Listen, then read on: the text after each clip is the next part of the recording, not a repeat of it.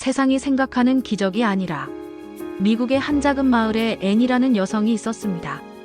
앤은 중풍으로 인해 가족과 이웃의 도움 없이는 생활할 수 없는 몸이 되었고 세상 사람들의 눈에는 그녀의 삶이 불행하고 평범하게 보였습니다. 그러나 앤은 매일 아침 하나님께 감사하며 기도했고 작은 일에도 기쁨을 느끼며 살아갔습니다.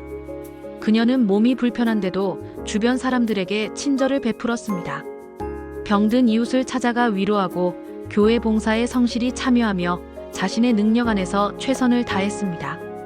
사람들은 앤의 삶을 단순하고 평범하다고 생각했지만 하나님께서는 그녀의 작은 믿음과 순종 속에서 놀라운 변화를 이루셨습니다. 앤이 나누는 사랑과 친절은 주변 사람들에게 큰 힘이 되었고 마을 공동체는 점점 따뜻하고 단단해졌습니다. 세상 사람들은 화려한 사건이나 눈에 띄는 성취를 기적이라고 생각하지만 하나님 안에서 이루어지는 기적은 겉으로 보이지 않을지라도 삶과 마음속 변화를 통해 드러납니다. 앤의 삶이 바로 그것을 보여주었습니다. 하나님 안의 기적은 세상이 말하는 화려한 사건이나 눈에 보이는 성취가 아닙니다. 그것은 믿음과 순종, 사랑과 섬김 속에서 이루어지는 작은 변화, 감사와 겸손으로 맺어지는 열매, 그리고 다른 사람에게 전해지는 영향 속에서 드러납니다. 우리는 눈에 보이는 결과보다 과정에서 배우고 성장하며 감사하는 삶을 통해 하나님께서 이루시는 기적을 경험할 수 있습니다.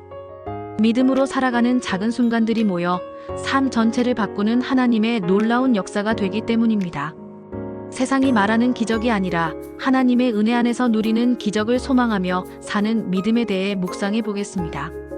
오늘의 말씀 고린도후서 12장 10절 찬송가 384장 428장. 그러므로 내가 그리스도를 위하여 약한 것들과 능욕과 궁핍과 박해와 곤고를 기뻐하노니 이는 내가 약한 그때의 강함이라.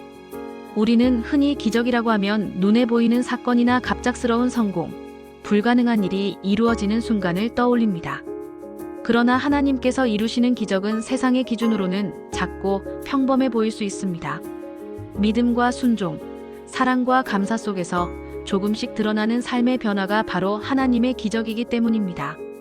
매일 하나님께 감사하며 기도하는 믿음 속에서 기적이 일어납니다. 우리가 기적을 기다릴 때 먼저 믿음으로 살아가는 것이 중요합니다. 믿음 속에서 하나님은 우리에게 필요하고 의미 있는 변화를 주시며 세상 사람들이 놓치기 쉬운 작은 순간들을 기적의 통로로 사용하십니다. 하나님의 기적은 종종 작은 행동과 순종 속에서 나타납니다. 우리의 작은 사랑과 섬김이 다른 사람에게 큰 힘이 되고 공동체를 변화시키는 통로가 됩니다.